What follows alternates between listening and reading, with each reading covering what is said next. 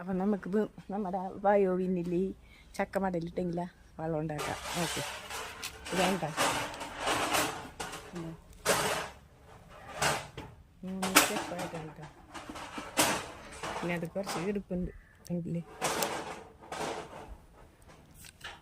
അപ്പം നമുക്കിടാം. ഒരു കൈ കൊണ്ട് ഇടാൻ പറ്റുള്ളൂ.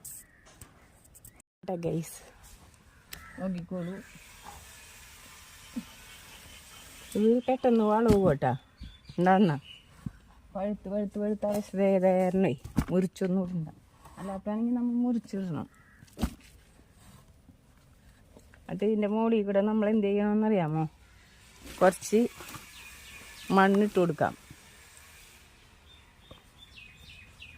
അല്ലെങ്കിൽ ചകിരിച്ചോറിട്ട് കൊടുക്കാം. അപ്പം അത് രണ്ടും കൂടി കയറുന്നു വാളും ഒഴിക്കൂടും. കഴിഞ്ഞ കേസ്. അപ്പം നമ്മുടെ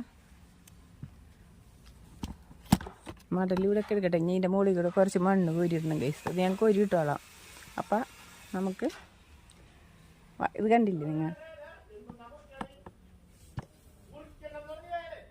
ഗൈസ്? അപ്പം എങ്ങനെയാണ് മണ്ണിട്ട് കൊടുക്കണമെന്ന് ഞാൻ കാണിച്ചു തരാം. ഞാനിപ്പോൾ ഇത്തിരി കുറച്ച് ഇട്ടിട്ടാ എന്താ മുഴുവനും കൂടി ഇത് പിടിച്ച് നിങ്ങൾക്ക് കാണിക്കാൻ പറ്റില്ല. അപ്പം നമ്മൾ ഇങ്ങനെ ഇട്ട് കൊടുക്കാം.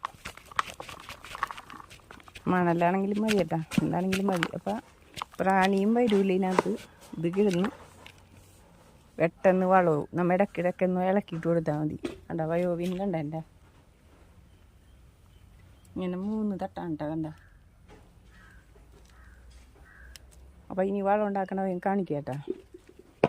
അപ്പോൾ ഇതിൽ നിന്നൊക്കെ വളം കൊടുത്താൽ എൻ്റെ ചെടിക്ക് ഞാൻ ഇടണത്. എന്നിട്ട് നമ്മൾ ഇതും കൊണ്ട് ഇങ്ങനെ അടച്ചു വെക്കാം.